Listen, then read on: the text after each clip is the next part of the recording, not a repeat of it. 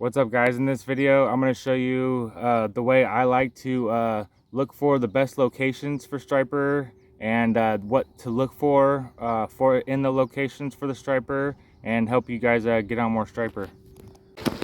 Alright, so generally depending on what I'm fishing for, I'll either look for a nice rocky area with a bend or a nice sandbar. Normally if I'm fishing with bait or live bait, pretty much more of like cut bait, I'll look for the sandbanks. Those are super good for live bait or just cut bait. But when I'm fishing on the bank and I'm looking for good spots to fish, what you want to look for is round rock. You see these rocks, how they're round like that?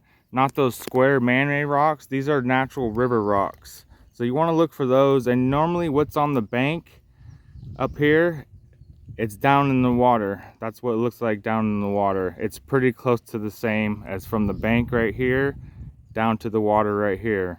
So once you find some nice rocky areas like this, looks pretty good, you're gonna want to look for a bend. As you can see, this bend right here on the river, see that bend? Well, you want to be just on the inside of that bend. See where it bends right there? You want to be just on the inside of it. That way, it almost has a little whirlpool right there, and all the debris and the stuff gets caught in the main channel, and then in that little swirl right there, all the bait and little fish kind of get caught up right there, and that's where the bigger fish will come to feed. And then there's also a striking zone. You don't have to cast it way out there when you're bait fishing. Normally when I'm bait fishing or when I'm fishing for striper on the bank, barely cast it out, especially if I am fishing with a live minnow. I mean, we're talking like 10-15 feet out, because these fish, they come up to feed. They don't feed right in the main channel, so they kind of feed near the shallow, near the bank. And then what happens is, this bank, you can't quite see it, but most of the time after a few feet out, this bank will completely just drop straight down, and it'll be a drop off. But I know, I've been out my boat right here, and I know how deep this is. This isn't too deep right here. This is probably from, I would say, in the middle, 13 to 16 feet right here. So that's what you want to look for. It's really important is your location of finding these striper, just pretty much fish in general, where they like to hang out and feed. And also, one other thing that's really important is you want to look for these pumps. Okay, see these pumps? See that pipe coming down right there? It's coming all the way down. Anywhere along the bank, these rivers have lots of banks you can fish off of. And what I do is I look for these pumps right here. Okay, what happens is they dig these pumps out and creates a little dam or a little spot that fish get caught and stuff gets caught in there, and it's a hole too, so they just love hanging out there and feeding. So that's another thing you could look for, is those rocks right there and the pump right there and the bend. See, this spot right here is really good because they got all three of those. And then a spinning reel works great too, but I've learned how to do the bait caster, and once you learn on these, you can fine adjust it, and it's so much more nicer, easier. You can cast way more times. But this is my Torrent 2. This is a 200 from PC Fun Fishing, and then I just got a Jordan Lee Abu Garcia rod. It's a 7-foot medium action. I like to run real thick, heavy duty braid. That's just where I like to run. It's 65-pound braid. And then on the end here, I just got a 3/4 ounce jig head by Blade Runner here. This one is chartreuse and white, and works really good. You could also do the worm Texas style rig with the bullet weight on the end here. I always like to run those too. Okay, so the way I do it, once you find your location, you got a good location, I get about like 10 to 12 inches out before I cast it, and then the river's going down this way. I always cast upriver from the bank, guys, about a 45 degree or so from the bank upriver, and that way when you cast it, you're reeling really slow and letting it work in it this whole way, all the way down. Your lure's gonna come back over here. So this is what it looks like.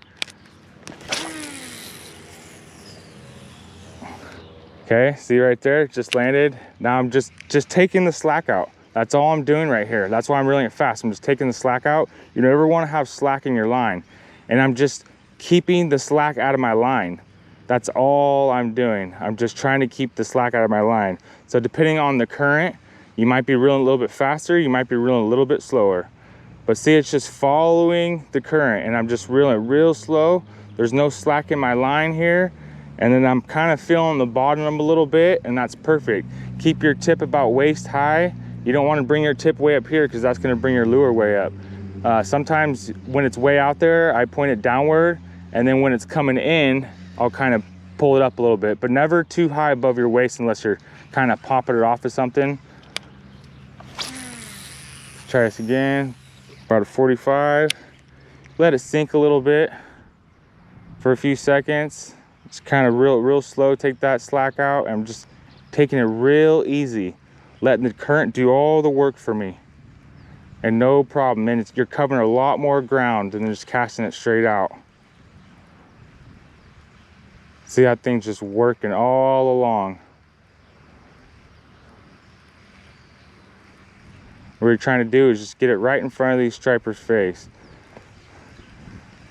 Whenever the clarity's better, you always have better chance with these lures.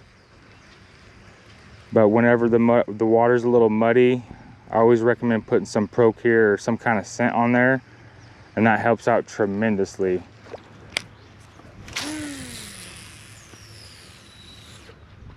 We're out there. You do want to bomb these out. That way you get cover more ground. So just letting it sink, taking that belly out of the line there, and you'll be able to feel the bottom too. Kind of bumping on the bottom, or you get some hydrilla on your line. That's a good thing. See, just working that current, just letting that current do all the work for me. I'm just keeping the slack out of the line. And it looks real natural when it's going along the current like this too.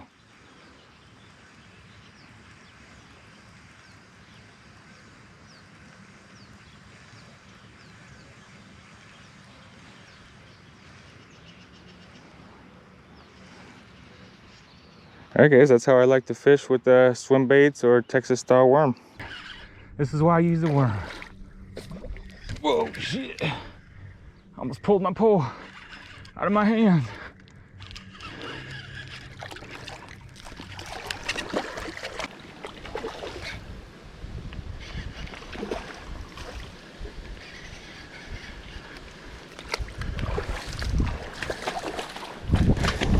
Let's go, guys. All right.